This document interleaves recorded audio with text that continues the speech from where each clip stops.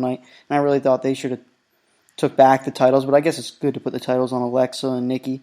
It's going to be interesting to see how everyone builds off this stuff, because I don't really understand what Raw and SmackDown are going to be like after this. So, I don't know. It's hard to talk about what's in the future when you don't really know at all what's in the future for any of these cards. But that's all I got to say about that match. What was the next match? Gulak and not Gulak. Yeah, it was Daniel Bryan and Sami Zayn, I think. Corbin Elias. Was it Corbin Elias? Yeah, it was the battle of you got it. You can say what it was. Your Winterfell hero. Oh yeah, so it was the King of Winterfell defending Winterfell against the hippie Dothraki. I mean, that's right. I forget this one was then. This was now. Apparently, there was rumors Elias wasn't even going to compete. I guess people thought he was hurt or something. I hadn't even heard that, so I don't know where that was coming from. I don't know where it came from. It was definitely the match I was least excited about on the card, just because it was just a filler match.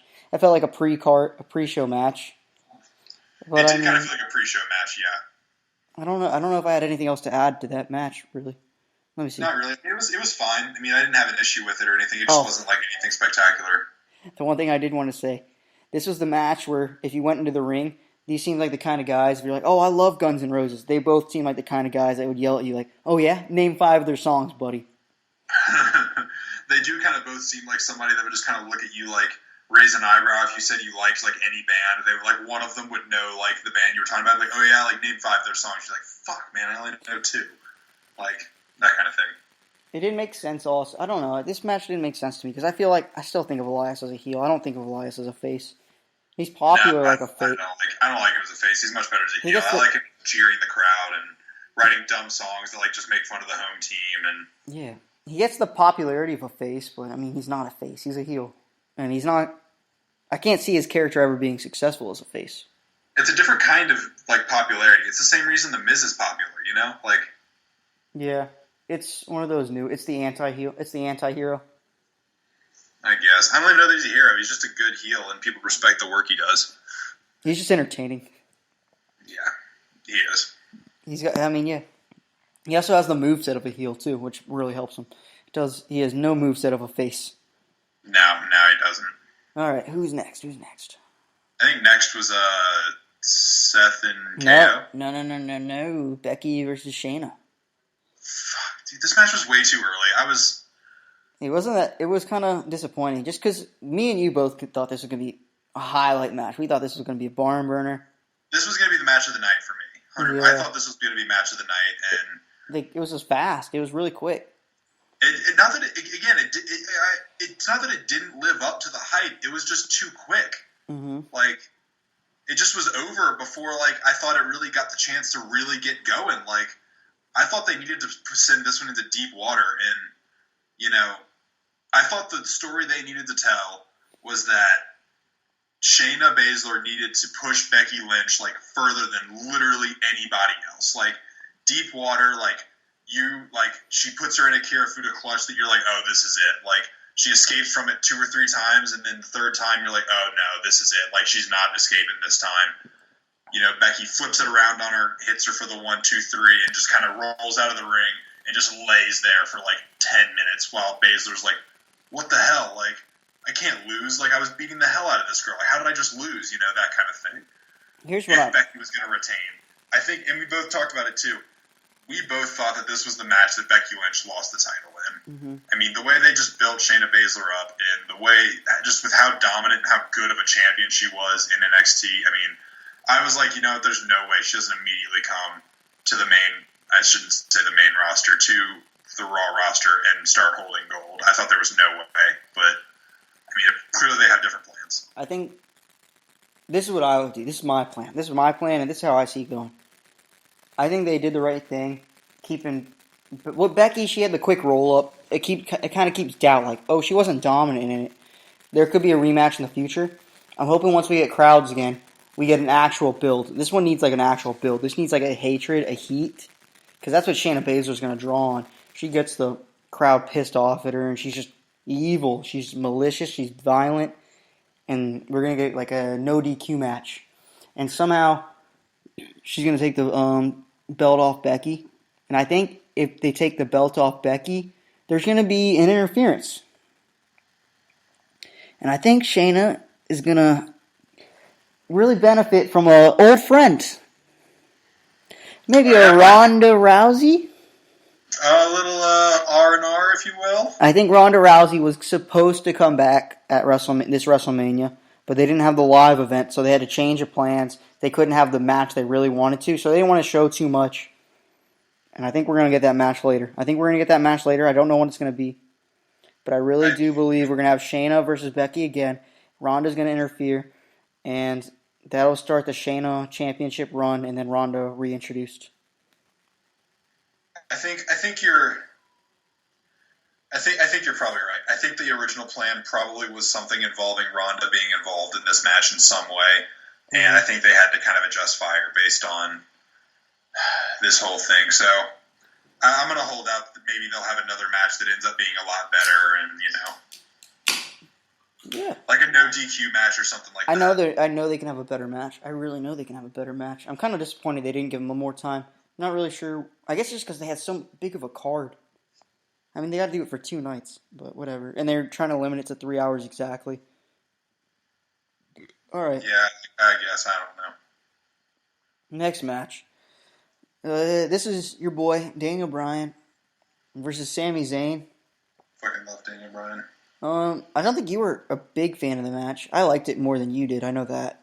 No, I wasn't really a fan. I for two guys that are as good of wrestlers and that I've seen put on literally like world class matches. I mean, I didn't get out of what I came out into this match expecting, or I think needing to like qualify this as a good match, if that makes sense. Yeah, I agree. I know what you're saying. I know exactly what you're saying because we know what Sami Zayn can do, but we haven't seen that Sami Zayn in how long? 2 years now? I mean, we haven't seen that Sami Zayn since NXT. I mean, that's the fact. We saw him the first few months of. We saw him the first few months of WWE.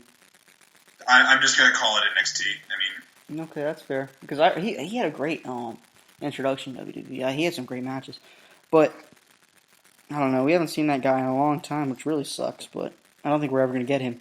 Don't know what the reason is. Don't know why that is, and it's because of the way they've shoehorned his character, the way they've made his character, and the way he has to wrestle to fit in with his character doesn't allow him to be the kind of wrestler that he needs to be to put on the quality matches that we know he can put on.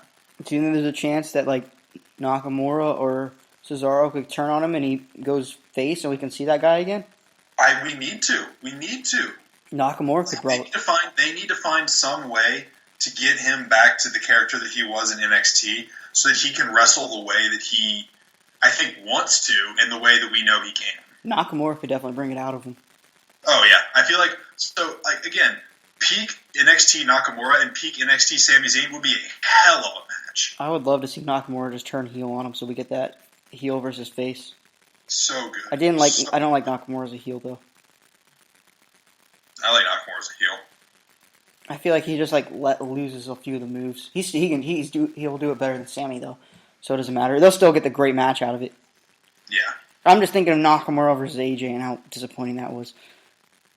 Yeah, we have first-hand letdown experience with that. But that was something phenomenal. I was so pumped for that. Whatever. Anyway, I didn't want to jump into that. Still Intercontinental Champion though, Sami Zayn. He got his WrestleMania moment. He did. Kind of. No, kind of, I guess. Kind of. At least he's champ. Okay, did this lead into Gronk, or were we after... Let's just talk Gronk Mojo now, because I don't remember what was on the card. Alright. 24/7, I-95, you do the thing, I can't remember how it goes. 24/7, 48/7, 7-Eleven, I-95 South, North, champion. Where is I-95? I don't fucking know where I-95 is. I'm going to look up where I-95 is. But I'll tell you what. I'm pumped for the Gronk versus Mojo potential rivalry. People acting like it's like lame and stuff, but I'm like, that's what wrestling is. It's supposed to be a little lame, a little corny. But hey, give Gronk someone to wrestle again. I want to see Gronk wrestle. Gronk was looking slim, bro. Gronk was looking like not too big. He was looking like he was fast. So Gronk versus Mojo in a hype match for the 24/7 title amazing. An actual match? Runs all up and down the East Coast, by the way. Yeah, I just see that. Interesting.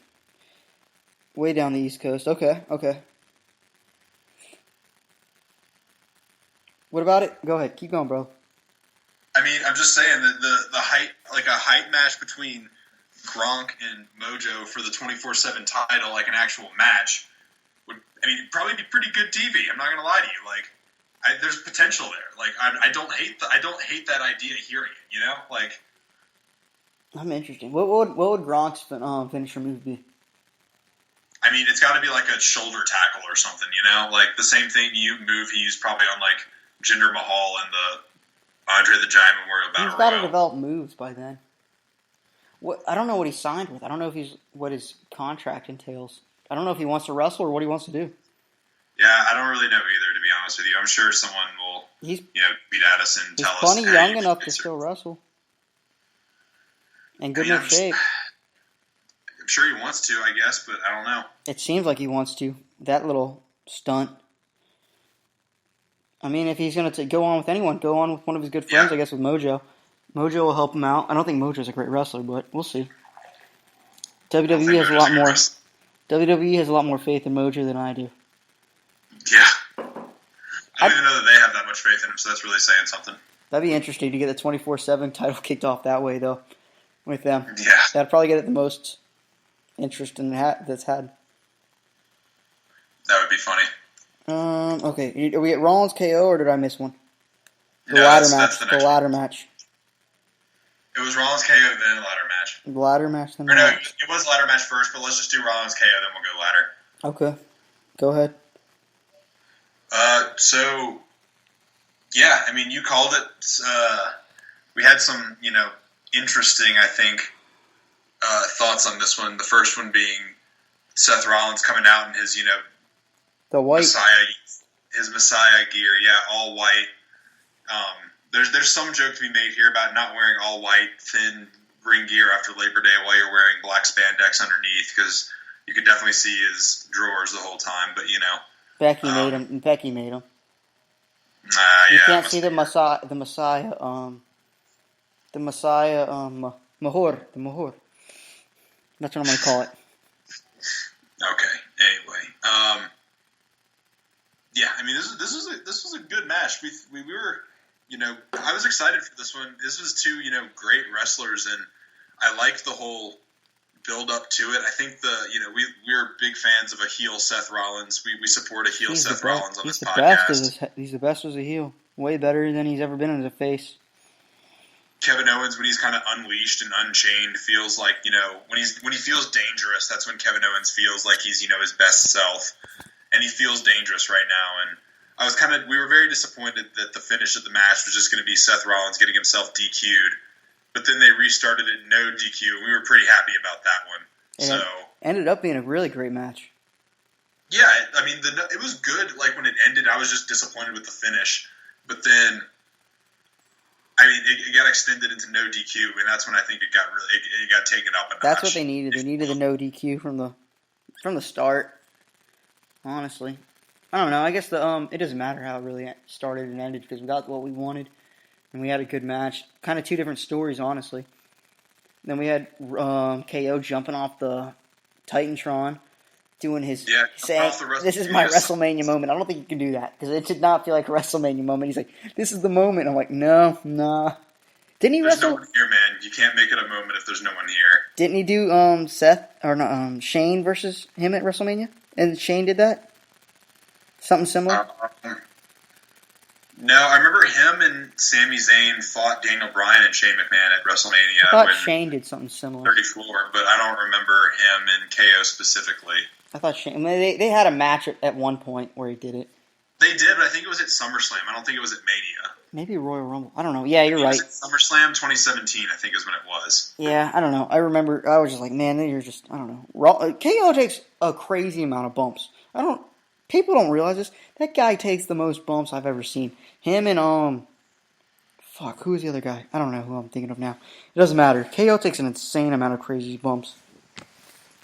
Yeah, he really does. And he's a trooper about it. He puts his body on the line and he sells well. And, I mean, He's a phenomenal wrestler. I mean, there's no two ways about it. The dude's a phenomenal wrestler. I want to say